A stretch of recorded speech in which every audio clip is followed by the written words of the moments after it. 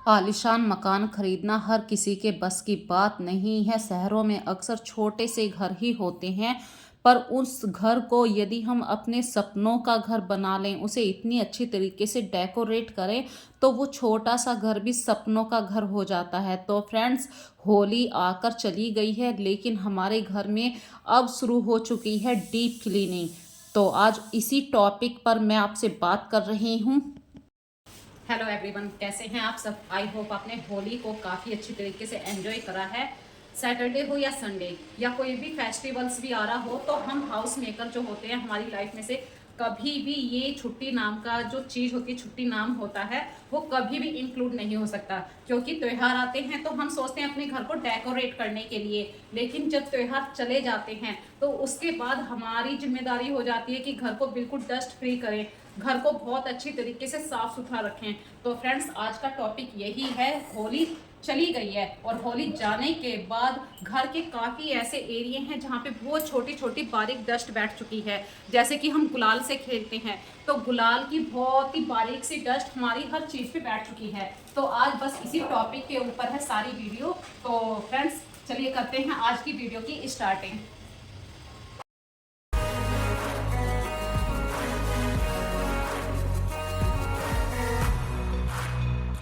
यदि आप अपने घर को, छोटे से घर को अट्रैक्टिव लुक देना चाहते हैं, तो सबसे पहले तो हर जगह को बिल्कुल नीट एंड क्लीन रखिए। जहाँ पर भी आपको ऐसा लग रहा है कि यहाँ पे डस्ट है, तो उस एरिया को ज़रूर साफ़ कीजिए। भले ही वो आपके घर में छोटे छोटे से पौधे हों, प्लांट्स हैं, आर्टिफिशियल प्लांट्स हैं, या बहुत ऐसे से सामान होते हैं जिनको आप सोचते हैं कि अरे इस पे क्या डस्ट आई होगी, पर उसी चीज़ पे इतनी ज़्यादा डस्ट हो चुकी होती है।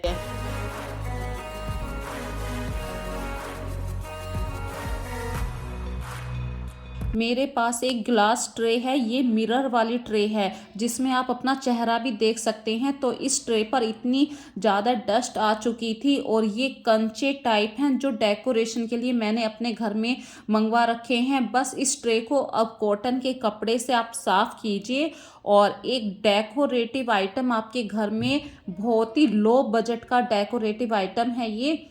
इसी डेकोरेशन से हमारे घर में चार चांद लगते हैं। मैं कभी भी आप लोगों से ये नहीं कहती हूँ कि बहुत महंगे फर्नीचर से ही आप लोग अपने घर को सुंदर बना सकते हैं, क्योंकि फ्रेंड्स, आप लोग मिडिल क्लास में हैं, मैं भी एक मिडिल क्लास से ही बिलोंग करती हूँ, और हम सबके कंधों पर इतनी बड़ी जिम्मेदारी होती है। अभी अप्रैल का महीना आने वाला है, और इस अप्रैल के महीने में इतना सारा बजट हिलता है, क्योंकि बच्चों के न्यू एडमिशन होते हैं, उनकी बुक्स आती हैं, बैग आते हैं, ड्रेस आती है। तो आप एक बहुत बड़ा अमाउंट अपने बच्चों की स्टडी पे खर्च करते हैं। यदि आप उस अमाउंट को अपने डेकोरेशन के लिए खर्च करेंगे, तो ये तो आपके घर की हालत को अच्छी तरीके से हिला देगा। तो फ्रेंड्स, मैं ये कहती हूँ, भले ही आपके पास महंगा फर्नीचर नहीं है, लेकिन यदि आप उसे साफ रखते हैं, नीट एंड क्लीन रखते हैं, डस्ट फ्री रखते हैं, कोई भी आप सिंपल सा टेबल क्लॉथ आप उस पर अच्छी तरीके से बिछा लेते हैं, उस पर एक छोटा सा आर्टिफिशियल प्लांट लगा सकते हैं, तो वो छोटी सी सेंटर टेबल इतनी सुंदर लगती है। आपका मन घूम फिर के, चाहे आप पूरे घर में कहीं पर भी काम कर लें, आपके मन में कहीं ना कहीं यही बात रहती है, अरे मैंने अपनी सिंपल सी सेंटर टेबल को इतना अच्छा सुंदर कर लिया है, मैंने कोई ज़्यादा बजट भी नहीं हिलने दिया है। तो इसी तरीके से फ्रेंड्स, देखिए हमारे घर में बहुत सारे नेचुरल प्लांट्स भी हैं। अभी जो मौसम चल रहा है, ये आंधी वाला मौसम है, तेज हवाएं चल पड़ी हैं, तो जो आपके नेचुरल प्लांट्स हैं, इनकी पत्तियों पे भी काफ़ी डस्ट बैठ चुकी है। तो हर पत्तियों को, मतलब जो आपके घर में आर्टिफिशियल प्लांट हैं या नेचुरल प्लांट्स हैं, इनकी पत्तियों को पानी से साफ़ कीजिए। और गर्मियों में ये डस्ट वाली प्रॉब्लम हमेशा रहती है, तो आपको महीने में एक बार ये डीप क्लीनिंग का रूटीन ज़रूर अपनाना पड़ेगा। हर आर्टिफिशियल प्लांट से आपको डस्ट को हटाना पड़ेगा।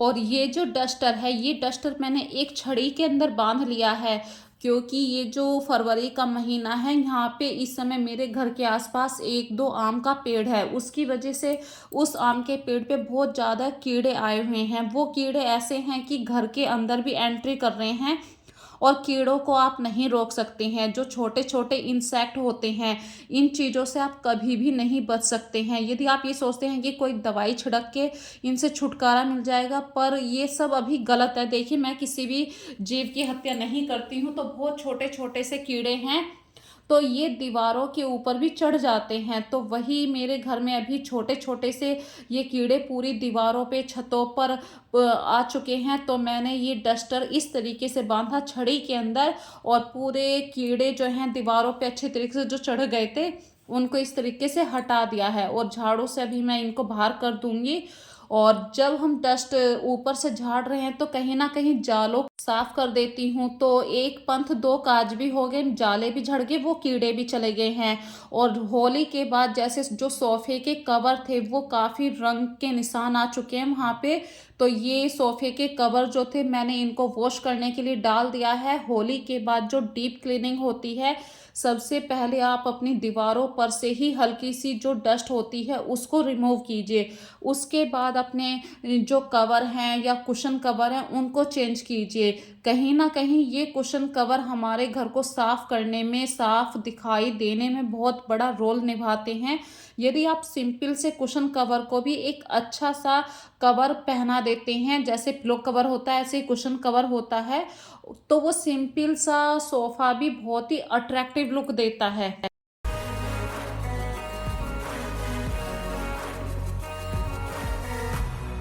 और आजकल तो मार्केट में इतने सारे स्मार्ट फर्नीचर आते हैं, उनका सिलेक्शन करके आप अपने घर को और भी अट्रैक्टिव बना सकते हैं। लेकिन अपने बजट का ज़रूर ध्यान रखिए फ्रेंड्स, क्योंकि ये मार्च जाने वाला है और अप्रैल के 1 अप्रैल से ही आप बच्चों के आपके घर में जो बच्चे हैं उनके एडमिशन होने वाले हैं। तो मेरी जो वीडियो है इसी के ऊपर मत सोचना कि भाई मैंने कहा है, मैं ऐसा कुछ नहीं कहती हूँ। बस हाँ, जो आपके पास सिंपल सा फर्नीचर है उसके कपड़े चेंज कर दीजिए, वहाँ के जो कवर हैं वो चेंज कर दीजिए। कुशन को थोड़ा सा डिजाइन में रखिए, सिंपल तरीके से ना रख के उसे एक कॉर्नर की तरफ से रखेंगे, तो वो सिंपल सी चीज़ भी बहुत सुंदर दिखाई देगी। ऐसे स्मार्ट आइडिया आपको अपने अंदर हमेशा सोच कर रखने चाहिए, तभी आपका सिंपल सा घर भी बहुत सुंदर लगने लगता है। ये कुशन कवर देखिए, ज़्यादा कोई महंगे कुशन कवर नहीं है। मैं ज़्यादातर अपने घर को नेचुरल प्लांट से सजाना पसंद करती हूँ, क्योंकि नेचुरल प्लांट की एक अलग वैल्यू होती है।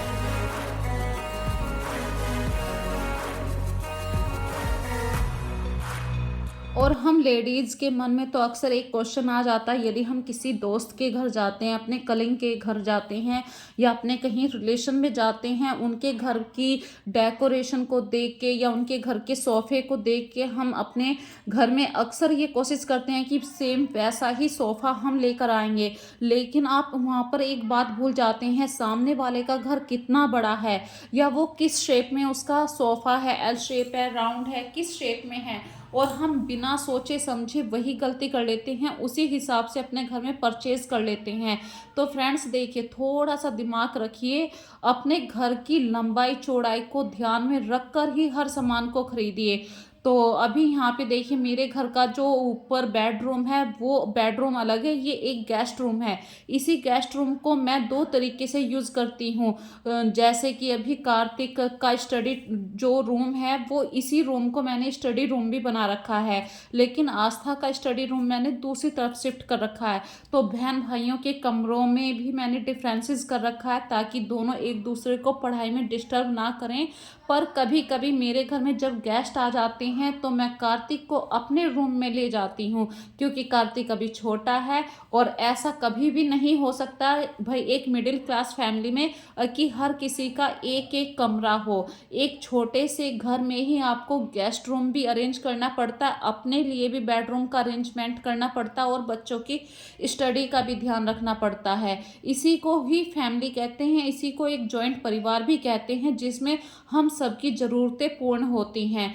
तो फ्रेंड्स, आज की वीडियो का छोटा सा टॉपिक था क्लीनिंग के ऊपर। डीप क्लीनिंग मैंने अपनी घर की किस तरीके से करी, और इतना सारा काम करने के बाद एक कप चाय तो ज़रूर बनती है।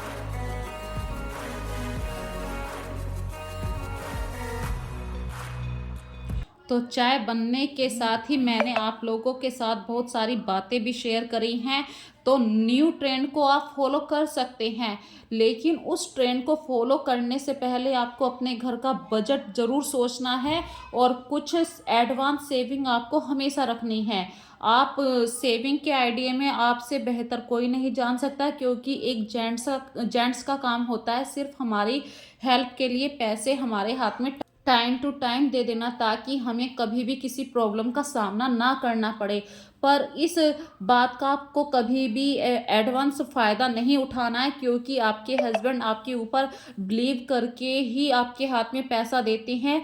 आपकी सबसे फर्स्ट प्रायोरिटी आपके बच्चों की स्टडी को होना चाहिए, क्योंकि आप जो लोग बाहर रहते हैं, कोई शहर में रहता है, कोई बाहर रहता है, तो वो जो बाहर रह रहे हैं बंदे, उन वो सिर्फ अपने बच्चों की स्टडी के लिए रह रहे हैं, ताकि गांव से जो स्टडी उन्हें पूर्ण तरीके से नहीं मिल पाती है, वो बाहर आकर अपने बच्चों को अच्छी स्टडी दे सकें। तो इसका मतलब ये नहीं है कि हम अपने बच्चों की टाइम पे जो पैसा हमने सेव करके रखा है, उस पैसे को हम अपने घर की डेकोरेशन के लिए यूज़ कर लें। तो एक छोटी सी बात मैंने आज आप लोगों के साथ शेयर करी है। ये मेरा एक छोटा सा आइडिया आपके साथ शेयर करने का मतलब ये था, क्योंकि मैंने अक्सर ये देखा है, लेडीज़ के हाथ में फ्रेंड्स कभी भी पैसा नहीं रुक पाता है। हम लेडीज़ का मन मतलब बहुत ही ज़्यादा चंचल होता है, मन करता है बड़े बड़े सपने देखना, लेकिन जब वो सपने कभी कभी ऐसा हो जाता है कि भाई बच्चों की जो स्टडी है वो कभी कभी हमारे बजट से ओवर हो जाती है, और हमें उस समय अपने बच्चों की इच्छा मारनी पड़ जाती है। तो एक मिडिल क्लास में तो मैंने यही जाना है कि देखिए, सोफ़ा फिर से आ जाएगा, सोफ़े के कवर फिर आ जाएंगे, या डेकोरेशन के लिए आपने आर्टिफिशियल प्लांट्स लेने हैं वो फिर से आ जाएगा, लेकिन बच्चों की स्टडी का टाइम दोबारा से नहीं आ सकता। तो मेरी छोटी छोटी सी बातों को दिल से मत लगाना। अगर कोई बात बुरी लगी है तो मुझे कमेंट करके ज़रूर बता देना कि भाई आपने इस तरीके से बोला है। तो उस बात के लिए तो देखना फ्रेंड्स, इग्नोर कर देना इन छोटी छोटी सी बातों को।